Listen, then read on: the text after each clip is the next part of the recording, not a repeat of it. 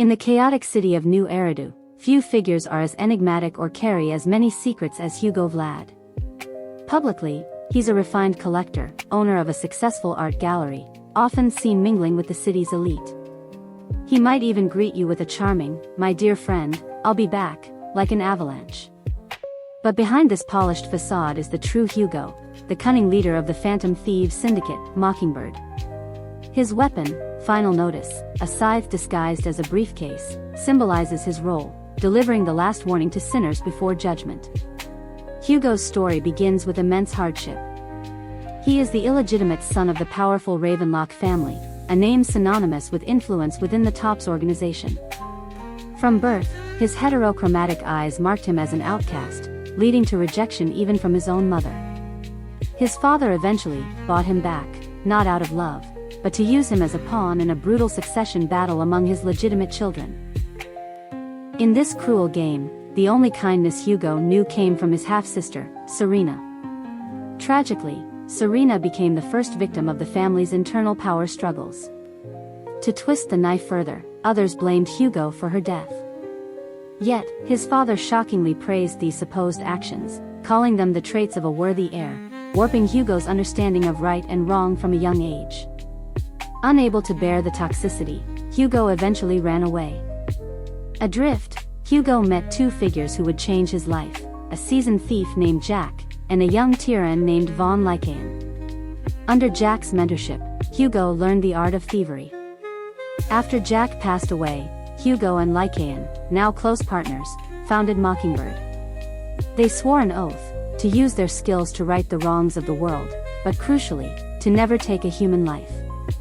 For a time, they pursued this noble, if naive, ideal. However, their partnership was destined for a dramatic split. During one high-stakes Mockingbird mission, Hugo came face-to-face with his estranged father. Bound by their oath, Hugo hesitated, choosing not to deliver a killing blow. This single moment of mercy, or perhaps adherence to principle, had devastating consequences. Innocent people died as a result of his father's continued actions. Lycaon, witnessing the aftermath and misunderstanding the complex chain of events, believed Hugo had either become ruthless or that his inaction was a betrayal of their cause. Heartbroken and disillusioned, Lycaon left Mockingbird, an act Hugo perceived as the ultimate betrayal, branding Lycaon a traitor in his mind. This incident profoundly changed Hugo. He began to believe that, sometimes, taking one life really can save countless others. Alone once more, Hugo eventually encountered Vivian Banshee, a young woman whose gentle nature reminded him of his lost sister, Serena. He took Vivian under his wing, and together, they reformed Mockingbird. Hugo became fiercely protective of Vivian, viewing her as a little sister he needed to shield from the world's darkness. Hugo's life becomes a complex chess game. He tells the proxy, Phaeton, "This world isn't fair. That's precisely why we must take certain necessary measures." He orchestrates intricate plans, often involving misdirection and layers of deception. During an investigation into the Exaltists and dangerous sacrifices, Hugo appears to betray Phaeton, Vivian, and even Lycaon. He seemingly sides with his corrupt uncle, Hartman Ravenlock, claiming a desire for power within Topps. Vivian is devastated, believing Hugo has truly turned his back on everything Mockingbird stood for. But this, too, is a carefully constructed ruse. Hugo then betrays Hartman, revealing his true lineage as Hugo Vlad Ravenlock and his intention to seize control of the family from his unworthy uncle. His stated goal is to deliver intel on the sacrifices to a high-ranking Topps official, Master Edmund, to gain influence. He tells Phaeton he must become a dragon to slay dragons, willing to bloody his hands for a permanent and absolute victory.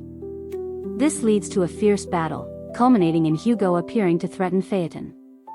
In a shocking turn, Lycaon intervenes, seemingly delivering a fatal blow to Hugo, who then plummets into a hollow, apparently dead. The truth, however, is far more elaborate. Hugo faked his death with Lycaon's covert assistance.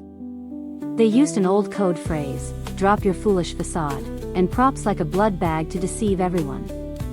Hugo's reasons were multifaceted. To throw Hartman and his enemies off his trail, to sever his dangerous connections from Vivian and Phaeton for their safety, and to redirect all suspicion onto Hartman and the Ravenlock family. His death also allowed him to confront a more personal enemy. Hartman had been secretly dosing Hugo with a mind-controlling drug.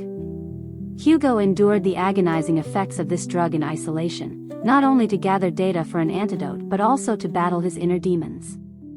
In these visions, he relived the abuse from his mother, the pain of Serena's death, and the crushing weight of the Ravenlock curse, their family's legacy of cruelty and betrayal. He confronts these shadows, ultimately choosing not to be consumed by hatred or a thirst for vengeance against his past tormentors. He tells his inner demon, representing his past self, "I forgive you. I forgive myself." Re-emerging, Hugo fully reconciles with Lycaon. He reveals the complete truth about the incident with his father. Hartman was the true mastermind behind the plot that led to innocent deaths, and Hugo's father was also a victim of Hartman's schemes.